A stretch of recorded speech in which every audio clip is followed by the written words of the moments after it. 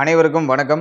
April மாத ராசி பலன்கள் 2025. இந்த ஏப்ரல் மாதம் நம்முடைய ராசிக்கு, நம்முடைய லக்னத்துக்கு எந்த மாதிரியான பலன்களை கொடுக்க போகுது அப்படிங்கறத இப்போ டீடைலா கிளியரா பார்க்கலாம். வீடியோ ஸ்டார்ட் பண்றதுக்கு முன்னாடி நீங்க நம்ம சேனலை சப்ஸ்கிரைப் பண்ணாம இருந்தீங்கன்னா மறக்காம சப்ஸ்கிரைப் பண்ணிக்கோங்க. அப்படியே பக்கத்துல இருக்க பெல் சிம்பிளை கிளிக் பண்ணிக்கோங்க. அப்பதான் நாங்க போற இது போல பயனுள்ள பதிவுகள் உங்களுக்கு உடனுக்குடனே நோட்டிபிகேஷனாக கிடைக்கும். இப்போது இரண்டாவது ராசி ரிஷபம். ரிஷப ராசிக்கு இந்த ஏப்ரல் மாதம் எப்படி இருக்கு அப்படிங்கறத பாக்குறதுக்கு முன்னாடி இந்த ஏப்ரல் மாதத்துல கிரகங்களுடைய சஞ்சாரம்லாம் எப்படி இருக்கு, பிளானட்டரி பொசிஷன்லாம் எந்த மாதிரி இருக்கு அப்படிங்கறத இப்போ டீடைலா பார்க்கலாம். இந்த மாதத்தை பொறுத்த வரைக்கும் 11ஆம் இடத்துல 5 கிரகத்துடைய கூட்டணி மாதத்தோட ஆரம்பத்துல இருக்கும். சூரியன், சுக்கிரன் இதுல வக்ரமா இருப்பாரு. அதே போல சனி, ராகு, புதன் வக்ரமா இருப்பாரு. இந்த 5 கிரகத்துடைய கூட்டணி இருக்கும். இதுல சுக்கிரன் உச்சமா இருந்து வக்ரம் ஆவாரு. ஒரு உச்ச கிரகம் வக்ரம் ஆகும்போது நீச்ச பலன் அப்படிங்கிற கான்செப்ட் உள்ள வரும். அதே மாதிரி புதன் நீச்சமா இருப்பாரு. ஒரு நீச்ச கிரகம் வக்ரம் ஆகும்போது உச்ச பலன் அப்படிங்கிற கான்செப்ட் உள்ள வரும். அதே போல பார்த்தோம்னாக்கா சனி, ராகு, சுக்கிரன் இதெல்லாம் ஒரு மாதிரி கேட்டகரியில வந்துரும். இதெல்லாம் ஒரு மாதிரி பகை கிரகங்கள், பாவ கிரகங்களுடைய கேட்டகரியில வந்துரும். சூரியன் பார்த்தோம்னாக்கா எல்லா கிரகத்துடைய பகை, புதன் மட்டும்தான் சம கிரகமா ஏத்துக்கும். அப்படியே ஒரு மாதிரி போராட்டமான தன்மையை காமிக்குது. இருப்பினும் 11ஆம் இடத்துல எந்த கிரகங்கள் இருந்தாலும் அது நமக்கு நன்மையை தான் கொடுக்கும். அதன் வகையில இந்த 11ல 5 கிரகத்துடைய கூட்டணி நம்ம ராசிக்கு நிச்சயமா பல வகையில ஃபேவரான பலன்களை செய்ய போதுன்னு தான் சொல்லணும். அடுத்தது பார்த்தோம்னா ஜென்ம குரு 2ஆம் இடத்துல செவ்வாய். கரெக்டா 2ஆம் தேதி செவ்வாய் நம்முடைய ராசிக்கு 2ஆம் இடத்துல இருந்து 3ஆம் இடத்துக்கு டிரான்சிட் ஆகி நீச்சமாகிறாரு. 12 கூடியவன் நீச்சமாகிறாரு. அடுத்த கேது 5ஆம் இடத்துல. கேது மேல பார்த்தோம்னா குரு பார்வை, சூரியன், சுக்கிரன், சனி, ராகு, புதன் இந்த கிரகங்களுடைய பார்வை எல்லாமே பார்த்தோம்னா 5ஆம் இடத்துல கேது மேல பதியும். இந்த மாதத்துல கரெக்டா 13ஆம் தேதி சூரியன் நம்முடைய ராசிக்கு 11ஆம் இடத்துல இருந்து 12ஆம் இடத்துக்கு டிரான்சிட் ஆயிடுவாரு. அதே மாதிரி 7ஆம் தேதி புதன் வக்ர நிவர்த்தி ஆயிடுவாரு. 12ஆம் தேதி சுக்கிரன் வக்ர நிவர்த்தி ஆயிடுவாரு. தன்னுடைய இயல்பு நிலைக்கு புதனும் சுக்கிரனும் வந்துரும். இதுதான் இந்த ஏப்ரல் மாதத்துக்கான கிரக அமைப்பு. இப்போ இந்த ஏப்ரல் மாத ராசி பலன்களை ரொம்ப கிளியரா பார்க்கலாம். முதலாவதா இந்த மாதத்தை பொறுத்த வரைக்கும் போன மாதத்தோட கண்டினியூட்டி அப்படியே இருக்கும். ஏன்னா சனி பயிற்சியான மாதம் இது. சனி பயிற்சியாகி லாபத்துக்கு வந்துட்டாரு. அந்த அமைப்பு நமக்கு ஒரு சிறப்பான அமைப்பு. ரிஷபத்தை பொறுத்த வரைக்கும் பொருளாதாரம் சம்பாதிக்கிறதுக்கான காலகட்டம், ரொம்ப அற்புதமான காலகட்டம். பொருளாதார ரீதியா நல்ல ஏற்றத்தை கொடுக்கும், நல்ல வளர்ச்சியை கொடுக்கும். தொழில், உத்தியோகம் இதுல ஒரு நல்ல மாற்றத்தையும் நல்ல வளர்ச்சியை நிச்சயமா கொடுக்கும். கடன் சுமையெல்லாம் டோட்டலா குறையும். கடன் பிரச்சனையை அடப்பீங்க. ரொம்ப பெரிய கடனா இருந்தாலும் சரி, அந்த கடனை கட்டி முடிக்கிறதுக்கு ஒரு ஏதுவான காலகட்டம். ஆல்மோஸ்ட் நிறைய பேர் கடன் பிரச்சனையில இருந்து வெளில வருவாங்க. அதே போல தங்க அணிகலன்கள் ஏதாச்சும் அடகுல இருக்கு, கடன் சம்பந்தப்பட்ட விஷயங்கள் இருக்குனாக்கா அதெல்லாம் இப்ப மீட் எடுப்பீங்க. அதுக்கெல்லாம் ரொம்ப சாதகமான அமைப்பு. என்னதான் 11ஆம் இடத்துல மிக முக்கியமான கிரகங்கள்லாம் இருந்தாலும் அது ஒரு மாதிரி போராட்ட தன்மையை காமிக்குது. கிரகங்களுக்குள்ளேயே யுத்தம் நடந்துட்டு இருக்கும். நீ பெரிய ஆளா, நான் பெரிய ஆளா அப்படிங்கிற மாதிரியான யுத்தத்தை பண்ணிட்டு இருக்கும். ஆகவே வரக்கூடிய பொருளாதாரம் அப்படியே டோட்டலா விரயமாகும். எவ்வளவு சம்பாதிச்சாலும் அது அப்படியே டோட்டலா விரயமாகும். அதை சுப விரயமா கன்வெர்ட் பண்ணிக்கணும். அதையும் சூரியன் பார்த்தோம்னா நம்முடைய ராசிக்கு 12ஆம் இடத்துக்கு 13ஆம் தேதி போயிடுவாரு. 13ஆம் தேதி சூரியன் 12ஆம் இடத்துக்கு டிரான்சிட் ஆனதுல இருந்து பார்த்தோம்னா விரைய செலவுகள் ஆட்டோமேட்டிக்கா ஸ்டார்ட் ஆயிடும். தண்ட விரைய செலவுகள்லாம் முடிஞ்ச அளவு குறைச்சிக்கணும். நல்ல விரைய செலவுகளா இப்ப நம்ம மேற்கொள்றதுக்கு முயற்சி பண்ணணும். அந்த ஒரு விஷயத்தை மட்டும் ரிஷபம் பார்த்துக்கணும். இந்த நேரத்துல எந்த விஷயம் வேணா பண்ணலாம். நிலபுலம் வாங்கலாம்,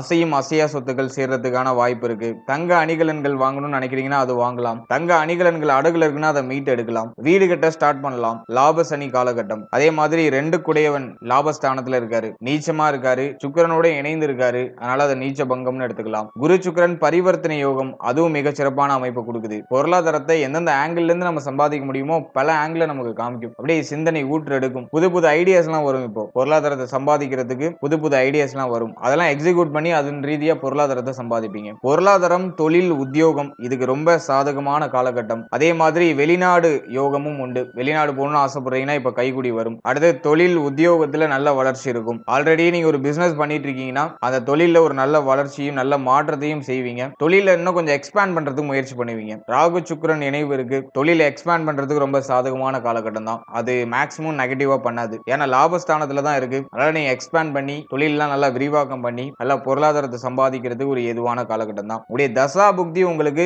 நல்ல ஃபேவரா இருக்கு அப்படிங்கிற பட்சத்துல அவயோக தசை இல்லாம இருந்துச்சுன்னா இந்த டைம் பீரியட் உங்களுக்கான டைம் பீரியட். இந்த டைமிங்ல சம்பாதிக்கிற பொருளாதாரம் ஒரு பயங்கரமான வளர்ச்சி உங்களுக்கு கொடுக்கும். தசா புக்தி உங்களுக்கு சப்போர்ட் பண்ணணும். தசா புக்தி சப்போர்ட் இல்லைன்னா வரக்கூடிய பொருளாதாரம் கையில நிக்காதுன்னு அர்த்தம். அது நிலைச்சு இருக்காது. வரக்கூடிய பொருளாதாரம் ஏதோ ஒரு ரூபத்துல டோட்டலா கரைஞ்சிரும். தசா புக்தி ஃபேவரா இருக்குன்னா மல்டிபிளா அதை இம்ப்ரூவ்மெண்ட் பண்ணிக்கிட்டே இருப்பீங்க. மாத்தி மாத்தி இன்வெஸ்ட்மெண்ட் பண்ணி அதை அடுத்தடுத்த லெவலுக்கு எடுத்துட்டு போவீங்க. அதே மாதிரி சம்பள உயர்வு, பதவி உயர்வு, உத்தியோகத்தில் இருக்கிறவங்களுக்கு நல்ல ப்ரமோஷன் எல்லாம் கிடைக்கும். தலைமை பொறுப்பு வழங்கப்படும். நிறைய பொறுப்பு சுமந்து ஒரு 4 பேருக்கு எடுத்துக்காட்டா திகழ்வீங்க. அப்படிப்பட்ட ஒரு டைம் பீரியட். அடுத்து ஜென்ம குரு குருவுடைய பார்வையெல்லாம் பார்த்தோம்னா மிக முக்கியமான இடங்கள்ல இருக்கு. 5ஆம் இடம், 7ஆம் இடம், 9ஆம் இடம் இந்த இடங்கள்ல இருக்கும். இந்த காலகட்டத்துல திருமணம் ஆகாதவர்களுக்கு தடை தாமதத்துடன் நல்ல செய்தி கிடைக்கும். ஏன்னா வந்துட்டு 7ஆம் அதிபதி நீச்சமாகிறாரு. சுக்கிரனும் வந்து பார்த்தோம்னா ராகுவோட இணைந்த சுக்கிரனா இருக்காரு. அதே சமயத்துல உச்ச சுக்கிரனா இருக்காரு. 5ஆம் இடத்துலயும் கேது. இந்த அமைப்பை பொறுத்த வரைக்கும் திருமணம் சார்ந்த சிந்தனை நிறைய பேருக்கு ரொம்ப குறைவா தான் வரும். ஏன்னா நிறைய பேருக்கு பொருளாதாரம் சம்பந்தமான சிந்தனை தான் ஹைப்ல இருக்கும். லைஃப்ல செட்டில் ஆகணும், லைஃப்ல வந்துட்டு ஒரு பெரிய அச்சீவ்மெண்ட் ஏதாச்சும் பண்ணணும் அப்படிங்கிற மாதிரி ஒரு குறிக்கோளை நோக்கி ஓடுற காலகட்டம். அந்த செட்டில்மெண்ட்லாம் உங்களுக்கு முடிஞ்சிட்டுனா திருமணம் அது சம்பந்தமான யோசனை எல்லாம் அதிகமா வரும். திருமணம் சார்ந்த முயற்சிகளை தடை தாமதத்தோட நல்ல செய்தியை நிச்சயமா எதிர்பார்க்கலாம். குரு பார்வை மேக்சிமம் நல்ல செய்தியை கொண்டு வந்துடும். 7 சுக்கிரனும் வந்து பார்த்தோன்னா கொஞ்சம் மைனஸா இருக்கிறதுனால அதுல ஒரு சில தடுமாற்றம் இருக்கிறது வாய்ப்பு இருக்கு. அடுத்தது திருமணம் ஆனவர்கள் வாழ்க்கை துணை சார்ந்த விஷயங்கள்ல கண்டிப்பா கவனமா இருக்கணும். வாழ்க்கை துணையுடைய உடல் ஆரோக்கியம், மன ஆரோக்கியம், அவர்கள் சம்பந்தப்பட்ட விஷயம் இதெல்லாம் கொஞ்சம் கவனமா செயல்படுறதுக்கு முயற்சி பண்ணணும். வாழ்க்கை துணையால ஒரு மாதிரி தேவையில்லாத மன உளைச்சல், தேவையில்லாத மன வருத்தம் இதெல்லாம் ஏற்படலாம். குரு பார்வையில 7ஆம் இடம் இருக்கிறதுனால பிரச்சனைகள் உங்களுடைய கையை மீறி போகாது. எல்லாத்தையும் ஈஸியா ஹேண்டில் பண்ணிடுவீங்க. ஆனா வாழ்க்கை துணையால ஒரு மாதிரி மென்டல் பிரஷர் இருக்கிற மாதிரி ஃபீல் ஆகும். அதை நம்ம கொஞ்சம் புத்தி சாதுரியத்தை பயன்படுத்தி சகிப்புத்தன்மையை அதிகப்படுத்தி கொண்டு அதை நம்ம அழகா கடந்து வரதுக்கு முயற்சி பண்ணணும். பிரச்சனைகளை பெருசு பண்ணக்கூடாது. சோ அந்த தன்மையை நீங்க கொஞ்சம் வளர்த்துக்கிறதுக்கு முயற்சி பண்ணுங்க. அதே மாதிரி கூட்டு தொழில், நண்பர்கள் சம்பந்தப்பட்ட விஷயம் இதுல எல்லாம் கொஞ்சம் கூடுதல் விழிப்புணர்வோடு இருக்கணும். ஏன்னா அந்த நேரத்துல நண்பர்கள், கூட்டு தொழில் இதெல்லாம் ஒரு மாதிரி மைனஸான ஒரு பலன்களை கொடுக்கறதுக்கு வாய்ப்பு இருக்கு. கொஞ்சம் அதுல எல்லாம் கொஞ்சம் கவனமா நிதானமா இருங்க. ரொம்ப ரகசியமான விஷயங்களை வெளிப்படையா யாட்டி சொல்லாதீங்க. அது வந்து உங்களுக்கே ரிப்பீட் ஆகிறதுக்கெல்லாம் வாய்ப்பு இருக்கு. அடுத்தது ரொம்ப முக்கியமா பார்த்தோம்னா குழந்தை பாகியம் இல்லாதவர்களுக்கு இப்போ ஒரு சில மருத்துவ செலவுகளோட குழந்தை பாகியத்துல நல்ல செய்தி கிடைக்கும். அதுக்கு ஓரளவுக்கு சாதகமா இருக்கு. அதே மாதிரி பிள்ளைகள் சம்பந்தப்பட்ட விஷயங்கள ரொம்ப கவனமா இருக்கணும். அதுல இந்த பச்சை குழந்தை எல்லாம் வச்சிருக்கீங்கன்னா பிள்ளைகளுடைய உடல் ஆரோக்கியம், அவர்கள் சம்பந்தப்பட்ட டோட்டலா என்டையர் விஷயம் எல்லாத்துலயும் கவனமா செயல்படுங்க. ஏன்னா வந்து 5 கிரகத்துடைய பார்வை பார்த்தோம்னா நம்முடைய ராசிக்கு 5ஆம் இடத்துல இருக்கு. கேது ஆல்ரெடி 5ஆம் இடத்துல இருக்கான். சோ இந்த காம்பினேஷன் எல்லாம் பொறுத்த வரைக்கும் பிள்ளைகளுடைய உடல் ஆரோக்கியம், அவர்கள் சம்பந்தப்பட்ட விஷயம் இதுல எல்லாம் கொஞ்சம் கவனமா இருக்கணும். அதே போல பிள்ளைகளோட பேசுற விஷயம், பிள்ளைகளோட எந்த ஒரு வாக்குவாதம் இல்லாம அவருடைய உறவு நிலையை கொஞ்சம் மெயின்டைன் பண்றதுக்கு ட்ரை பண்ணணும். ஏன்னா அந்த நேரத்துல நிறைய பிள்ளைகளோட முரண்பாடான கருத்துக்கள்லாம் ஏற்படுறது வாய்ப்பு இருக்கு. அதிகமா கருத்து போராட்டம் இருக்கும். அதை நம்ம கொஞ்சம் கவனத்தோட சகிப்புத்தன்மையோட கடந்து வரதுக்கு முயற்சி பண்ணணும். எதையும் பெருசுபடுத்தக்கூடாது. அதுதான் இப்போ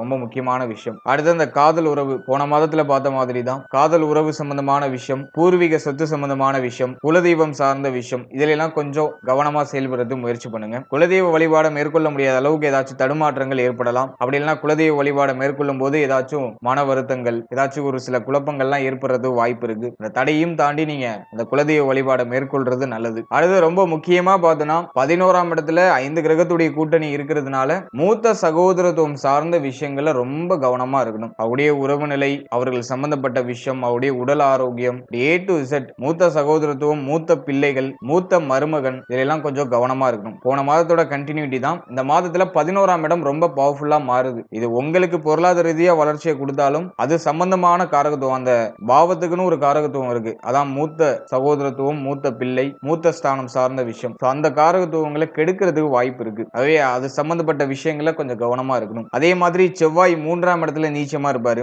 பய உணர்வு அதிகமாகிறதுக்கு வாய்ப்பு இருக்கு. ஒரு விஷயத்தை ஏதோ ஒரு விஷயத்தை நினைச்சு ரொம்ப பயப்படுறது, ஒரு விஷயத்துல ஏதோ ஒரு விஷயத்துல அவசரப்பட்டமோ அப்படிங்கிற சிந்தனை வருது, ஒரு விஷயத்துல தைரியமா இறங்க முடியாத ஒரு மனநிலையை கொடுக்கிறது, இதெல்லாம் வந்து நீச்ச செவ்வாய் பண்ணும். அதுல நம்ம கொஞ்சம் கவனமா இருக்கணும். ஒரு விஷயத்துல இறங்கிட்டீங்கன்னா திடமா இருங்க. அவ்வளவா எதுவும் பெருசா நெகட்டிவாலாம் நடந்துராது. என்ன ஒரு விஷயத்தை மாற்றம் பண்ண வைக்கும், ஒரு விஷயத்தை இழந்து இன்னொரு விஷயத்தை அடைய வைக்கும். மாற்றத்திற்கான காலகட்டம். ஆகவே ஒரு விஷயத்துல ஏதாச்சும் மைனஸான ஒரு பலன் வந்துட்டுனா டக்குன்னு பயந்துராதீங்க. ஒரு விஷயத்தை இழந்து இன்னொரு விஷயத்தை அடைவீங்க. வரக்கூடிய அடுத்த விஷயம் உங்களுக்கு ரொம்ப பிரம்மாண்டமா இருக்கும், ரொம்ப வளர்ச்சியை கொடுக்கும். எனவே ஒரு விஷயத்துல ஃபெயிலியர் ஆயிட்டோம் அப்படின்னா உடனே அடுத்த விஷயத்தை செய்யறதுக்கு பயப்படாதீங்க. அதுல நீங்க கொஞ்சம் கவனமா இருக்கணும். அதே போல இந்த பொருளாதாரம் சார்ந்த விஷயங்களை, கொடுத்தல் வாங்கல் சம்பந்தப்பட்ட விஷயங்களை கவனமா இருக்கணும். இப்ப கையில இருக்கிற பொருளாதாரத்தை யாருக்காச்சும் கடன் உதவி கொடுத்தீங்கன்னா அந்த பணம் திரும்ப கைக்கு வரதுக்கு ரொம்ப டிலே ஆகும். உங்களுக்கு தேவையான அத்தியாவசியமான விஷயங்கள் எல்லாம் நீங்க செய்யறதுக்கு முயற்சி பண்ணுங்க. அதே மாதிரி இந்த பூர்வீக சொந்த பந்தங்கள்ல பொருளாதாரம் சார்ந்த வகையில் ஏதாச்சும் குழப்பங்கள்லாம் வரலாம். கொடுத்தல் வாங்கல் சார்ந்த வகையில் ஏதாச்சும் வருத்தங்கள், குழப்பங்கள்லாம் வரலாம். அதையெல்லாம் கொஞ்சம் கவனமா இருக்கணும். அடுத்தது தாயாரால இந்த மாதத்துல ஒரு மாதிரி ஆதாயமும் உண்டு. அதே சமயத்துல தாயாருக்கு ஏதோ ஒரு ரூபத்துல விரைய செலவுகளும் ஏற்படும். ஏன்னா வந்து சூரியன் விரயத்துக்கு டிரான்சிட் ஆயிடுவாரு. தாயாருடைய உடல் ஆரோக்கியம், தாயார் சம்பந்தப்பட்ட விஷயம், தாயாருடைய உறவு நிலை சார்ந்த விஷயங்கள்லாம் கொஞ்சம் கவனம் வச்சு நிதானமா செயல்படுத்த முயற்சி பண்ணுங்க. அதே சமயத்துல தந்தையாரால உங்களுக்கு அதிகமான ஆதாயம் ஏற்படும். ஏன்னா பாகியஸ்தான ஸ்தானாதிபதி லாபஸ்தானத்துல இருப்பாரு. தந்தையாருடைய முழுமையான ஒத்துழைப்பு, தந்தையாருடைய ஆறுதல், தந்தையாரால ஒரு நல்ல ஆதாயம், தந்தையாரால ஒரு மாதிரி மகிழ்ச்சி, இதெல்லாம் உங்களுக்கு சிறப்பான முறையில கிடைக்கும். ஆனா தாய் சம்பந்தப்பட்ட விஷயங்கள்ல கொஞ்சம் கவனமா இருக்கணும். அடுத்தது மாணவ மாணவிகளை பொறுத்த வரைக்கும் உயர்கல்வி படிக்கிற மாணவ மாணவிகளுக்கு மிக சாதகமான காலகட்டம். வெளிநாடு, வெளியூர், வெளி மாநிலத்துல போய் படிக்கணும்னு ஆசைப்படுறீங்கன்னா அந்த வாய்ப்புகள் இப்போ உங்களுக்கு கிடைக்கும். அந்த அமைப்பு ரொம்ப நல்லா இருக்கு. அதே சமயத்துல கல்வி சம்பந்தப்பட்ட விஷயங்கள்ல நிறைய விரைய செலவுகள் ஏற்படும். ஏன்னா நாளுக்குடையவன் விரயத்துக்கு போயிடுவாரு. கல்வி சார்ந்த வகையில ஒரு நல்ல விரைய செலவுகளை மேற்கொள்வீங்க. அதெல்லாம் வந்து மாணவ மாணவிகளுக்கு சாதகமா இருக்கு. அடுத்தது ரொம்ப முக்கியமான பார்ட் எதுனா ஹெல்த். உடைய உடல் ஆரோக்கியத்துல கொஞ்சம் தனியா அக்கறை செலுத்திக்கணும். ஏன்னா சனி பார்வை அஷ்டமத்துல, அதே மாதிரி நாளுக்குடையவன் 12ஆம் இடத்துக்கு போயிடுவாரு. இந்த காம்பினேஷனை பொறுத்த வரைக்கும் ஹெல்த்ல தனியா ஒரு அக்கறை கண்டிப்பா இருக்கணும். இந்த நேரத்துல உடல் ஆரோக்கியத்தை அலட்டிக்கிறதுக்குலாம் வாய்ப்பு இருக்கு. அதிகமா அலைச்சல் இருக்கிற மாதிரி ஃபீல் ஆகும். உடல் ஆரோக்கியம் சார்ந்த வகையில மருத்துவ செலவுகள் இருக்கிறதுக்கு வாய்ப்பு இருக்கு. மருத்துவ செலவு ஏதோ ஒரு ரூபத்துல ஏற்படும். ஏதாச்சும் சின்னதா உடல் ஆரோக்கிய பிரச்சனைகளால் அதை உடனே சரி பண்றதுக்கு முயற்சி பண்ணுங்க. எதுலயும் கேர்லெஸ்ஸா இருக்க வேணாம். அதே மாதிரி இந்த வண்டி வாகனம் இது சம்பந்தப்பட்ட விஷயங்கள்ல கொஞ்சம் கவனமா இருந்துக்கணும். ஏன்னா அஷ்டமஸ்தானத்துல சனி பார்வை அது அவ்வளவா சிறப்பா எனக்கு ஒன்றும் படல. அதே போல இந்த கழுத்து தோள்பட்டை சம்பந்தமான இடங்கள்ல ஏதாச்சும் வலிகள் ஏற்படுறது வாய்ப்பு இருக்கு. அதுல கொஞ்சம் கவனமா இருந்துக்கணும். மேலும் இந்த தலை முகம் சார்ந்த விஷயங்கள கவனமா இருக்கிறது நல்லது. முக்கியமா இந்த கணுக்காலு, இந்த மூட்டு, கால் பகுதி இதுல ஏதாச்சும் வலிகள் ஏற்படலாம். அதுல எல்லாம் நம்ம கொஞ்சம் கவனமா செயல்படுத்த முயற்சி பண்ணணும். அதே மாதிரி மன ஆரோக்கியத்துக்கும் அதிகமான முக்கியத்துவம் கொடுங்க. எதையும் அதிகமா யோசிச்சு மென்டலி அஃபெக்ட் ஆகாம இருக்கிறதுக்கு முயற்சி பண்ணுங்க. மென்டலி ஃப்ரீயா டிராவல் பண்ணுங்க. ஏன்னா நாளுக்குடையவன் 12க்கு போகும்போது தேவையில்லாத விஷயத்தெல்லாம் யோசிச்சு மன உளைச்சல் ஆகும். அதே மாதிரி வீடு, வண்டி, வாகனம் இது சம்பந்தமான விஷயங்கள விரைய செலவு ஏற்படும். வண்டி வாகனத்தை புதுப்பிக்கிறது, வீடை புதுப்பிக்கிறது, வீடை இடமாற்றம் பண்றது இது சம்பந்தமான வகையில ஒரு மாதிரி விரைய செலவுகள், தேவையில்லாத மன உளைச்சல் இதெல்லாம் வரலாம். ஆனா அது பெருசா நெகட்டிவா இல்ல. இருந்தாலும் ரொம்ப போட்டு ரொம்ப யோசிச்சு ரொம்ப அலட்டிக்காதீங்க. ஃப்ரீ மைண்டடா டிராவல் பண்ணுங்க. 11ஆம் இடம் வலுத்திருக்கிறதுனால உங்களுக்கு ஆல்மோஸ்ட் நிறைய நல்ல விஷயங்கள்லாம் நடக்கும். மிக முக்கியமான மாற்றங்கள் உங்களுடைய வாழ்க்கையில மிக முக்கியமான மாற்றங்கள்லாம் இந்த காலகட்டங்களில் நிச்சயமா ஏற்படும். அதுலயே ரொம்ப முக்கியமா பார்த்தோன்னா மே மாதத்துக்கு மேல ரொம்ப நல்லா இருக்கு. மே மாதத்துக்கு மேல குரு பயிற்சிக்கு மேல ரிஷபத்துக்கு நிறைய சாதகமான மாற்றங்கள்லாம் ஏற்படுது. அது வரைக்கும் கொஞ்சம் பிரஷரா இருக்கிற மாதிரி இருக்கும். அதெல்லாம் நினைச்சு பெருசா ஒரி பண்ணிக்காம ரிலாக்ஸ் மைண்டடா நீங்க டிராவல் பண்ணுங்க. ஹெல்த்ல கொஞ்சம் தனியா அக்கறை செலுத்தி செயல்படுங்க. அதுவே போதுமானது. மற்ற விஷயங்கள்லாம் நிச்சயமா உங்களுக்கு ஃபேவரா அமையும். வாழ்த்துக்கள். இப்போ நீங்க இதுவரைக்கும் பார்த்த பலன்கள் எல்லாமே ஜஸ்ட் ஒரு கோச்சார பலன்கள் தான். இது உங்களுடைய ஜனனகால ஜாதகத்தில் இருக்க கிரக அமைப்புகள் மற்றும் தசா புக்திகளின் வலிமைக்கு ஏற்ப இந்த பலன்கள் கண்டிப்பா மாறுபடும். வெறும் கோச்சார பலன்களை மட்டும் பார்த்து உங்களுடைய முக்கியமான முடிவுகள், முக்கியமான மாற்றங்களை தயவு செஞ்சு செய்யாதீங்க.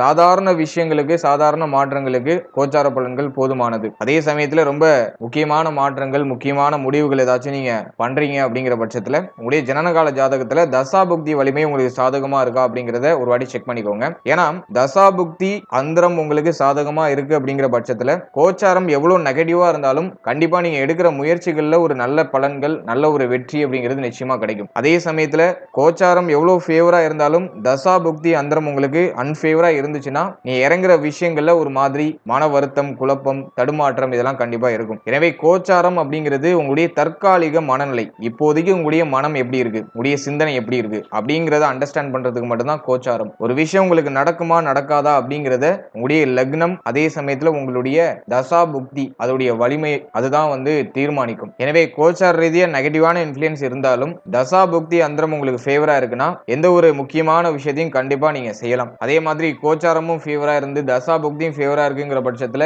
மிக உன்னதமான காலகட்டம். எந்த விஷயத்துல இறங்கினாலும் அதுல வெற்றி கிடைக்கும். அதே மாதிரி கோச்சாரமும் நெகட்டிவா இருந்து தசா புக்தியும் நெகட்டிவா இருக்குனாக்கா ரொம்ப கவனமா செயல்பட வேண்டிய ஒரு காலகட்டமா இருக்கும். மன ரீதியாகவும் செயல் ரீதியாகவும் நிறைய தடுமாற்றங்கள் ஏற்படும். எனவே உங்களுடைய தசா புக்தி அந்தரம் இதோடைய வலிமையை பார்க்கணும். அதோட கோச்சாரத்தை கம்பைன் பண்ணி பார்க்கணும். இதுதான் சரியான ஒரு அமைப்பு. அதை வைத்து தான் உங்களுக்கு நன்மை அதிகரிக்குமா, தீமை அதிகரிக்குமா, அல்லது நன்மை குறையுமா, தீமை குறையுமா அப்படிங்கறத நீங்க கரெக்டா பிடிக்ட் பண்ணணும். வெறுமனே கோச்சாரத்தை மட்டும் பார்த்து எந்த ஒரு முக்கியமான மாற்றத்தையும், முக்கியமான முடிவுகளையும் எடுக்காதீங்க. உடைய குடும்ப ஜோதிடரை அணுகி உடைய தசா புக்தியுடைய வலிமையை தெரிந்து கொள்ளுங்க. இந்த தசா புக்தி அந்தரத்துடைய காலம் எவ்வளவு காலத்துக்கு இருக்கு அப்படிங்கறத தெளிவா தெரிஞ்சுக்கிட்டு அதற்கு தகுந்தார் போல உங்களுடைய ஆக்ஷன்ஸை வச்சுக்கோங்க. மேலும் நம்முடைய சேனல் இதுக்கு முன்னாடி சனி பயிற்சி பலன்கள், குரு பயிற்சி பலன்கள் ரொம்ப கிளியரா எக்ஸ்பிளைன் பண்ணி ரிலீஸ் பண்ணிருக்கோம். இந்த வீடியோக்கான லிங்க் எல்லாம் டிஸ்கிரிப்ஷன்ல கொடுக்குறேன். டைம் இருக்கும்போது அதையும் ஒரு வாட்டி செக் பண்ணி பாருங்க. கண்டிப்பா அதுவும் உங்களுக்கு யூஸ்ஃபுல்லா இருக்கும். அதே போல ஒரு ராசிக்கும் உள்ள பொது பலன்கள், ஒரு லக்னத்துக்கும் உள்ள பொது பலன்கள், 27 நட்சத்திரத்துக்கு உள்ள நட்சத்திர பொது பலன்கள் அதெல்லாம் ரொம்ப கிளியரா எக்ஸ்பிளைன் பண்ணி ரிலீஸ் பண்ணிருக்கோம். அந்த பதிவுகளுக்கான லிங்க் டிஸ்கிரிப்ஷன்ல இருக்கு.